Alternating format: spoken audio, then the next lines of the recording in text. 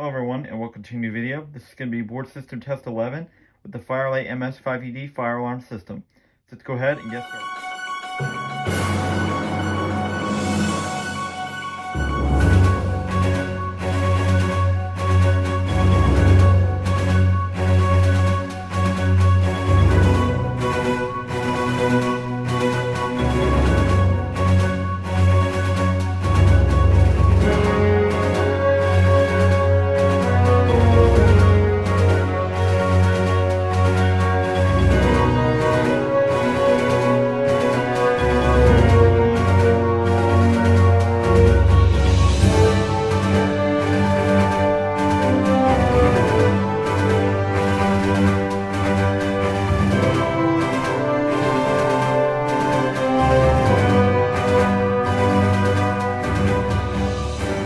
Notification appliance on today's system, we have a Simplex 4904-9137 remote strobe, and this device is set on fixed 1510 Della. We still have the system sensor CO1224T carbon monoxide detector, nothing has changed with that. For our second notification appliance on today's system, we have a Simplex 4903-9215 mechanical horn strobe, and this device will be doing continuous. For a smoke detector in today's test, we have a system sensor 2400-TH smoke and heat detector. You will notice that the panel and the annunciator do not have the usual green screen, and what I mean by that is usually like a lime green screen. The reason that is because I've cut the AC power, and the reason I did that is because I'm using mechanical horns. This panel outputs FWR, fully rectified power, and that does not fare well with DC power devices. So I went ahead and just cut the power, and you'll notice that there's a trouble on the right pull station spot. And the reason that is because I didn't have any resistors at the time, so I didn't have one to put in, and the same with NAC 4. So I'm just waiting on ordering some more. I go through resistors like crazy, but those are the only troubles. There's nothing else wrong with the devices. They work. I just gotta get resistors for them. And we have a Chemotronic 601 rate of rise heat detector that has not changed. 4251-20 that was here from last test. RTS2 key test station made by System Sensor. And the D4120 duct detector, which connects up to that test switch. Alright. And for our last pull station spot, we have a rather new device to the collection, but I've had one already, but this one is probably one of the best ones that I have because it's in such good condition. It's a Kidde B5. It reminds me of the BG10, but it's pretty cool. Alright, to start off today's test, I'm going to go ahead and pull the Kidde B5. Here we go. 3, 2, 1.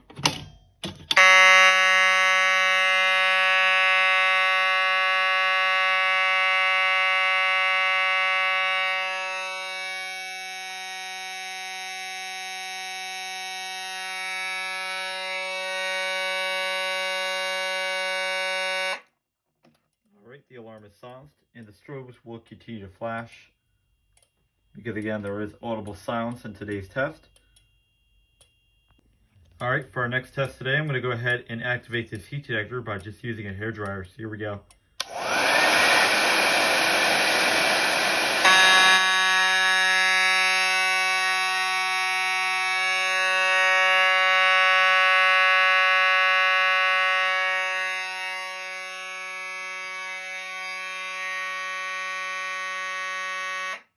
The alarm is silenced. Alright, so to reset this pull station, you're just going to lift up this flap. You're going to insert an Allen key. You're going to be turning it. Very similar to like a Pyrotronics pull station. Alright, and the handle reset. Now it's closed back into place. Alright, that's reset now. And now we can go to the fire alarm annunciator and hit system reset.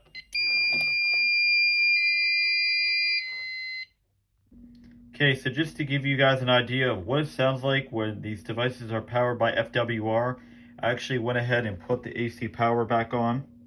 So, not the best idea, but again, I just want to give you guys an idea of how crappy it sounds and why you should do it.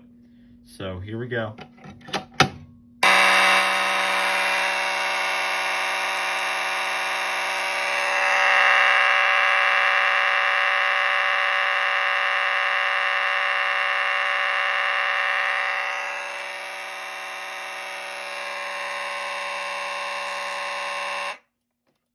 Okay, so just a key takeaway here. So as you could tell, this simplex horn sounded really, really crappy. It sounded sick. So if you've ever heard a 7002T when that sounds like, it's when it's about to be dead, or to that point when it's about to be, has to be replaced, that's what that sounded like. So that's why, again, I power these with DC power, not FWR. At some point, maybe I'll get a simplex panel and won't have to do this anymore with having to deal with doing all these, using the backup power and all that. But like I said, I'm just doing what works for me. All right, let's go ahead and reset this. Okay, spring loaded, automatically resets. There's the inside. There's the model number if you care to know. All right. Go into the fire alarm control panel and hit system reset.